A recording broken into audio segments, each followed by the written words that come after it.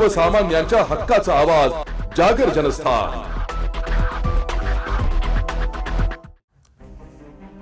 भुसावळ तालुक्यातील वेल्हाळा शिवारातून मोठ्या प्रमाणात होणारी राखेची अवैध वाहतूक अखेर ग्रामपंचायतीच्या लक्षात आली असून रविवारी ग्रामपंचायतीचे उपसरपंच आणि सदस्यांनी तात्काळ पुढाकार घेत संबंधित वाहने अडवल्याची घटना 17 मे रोजी सायंकाळी 7:30 वाजता घडली होती। यावेळी दीपनगर अधिकारी व पोलिसांना कळविले असता गाड्या अडविणाऱ्यांवरच गुन्हे दाखल करण्यात आले। याबाबत माहिती अशी की वेल्हाळे गावातील मारुती मंदिरात जवळ महानिर्मितीने 80 बंडातील राख उचलण्याचा अधिकृत ठेका दिलेल्या फिनिक्स कंपनी यांच्या गाड्या थांबवून वरील आरोपितांनी शासकीय कामात अडथळा निर्माण करून दमदाटी करून शिवीगाळ केली म्हणून गुन्हा दाखल केलाय।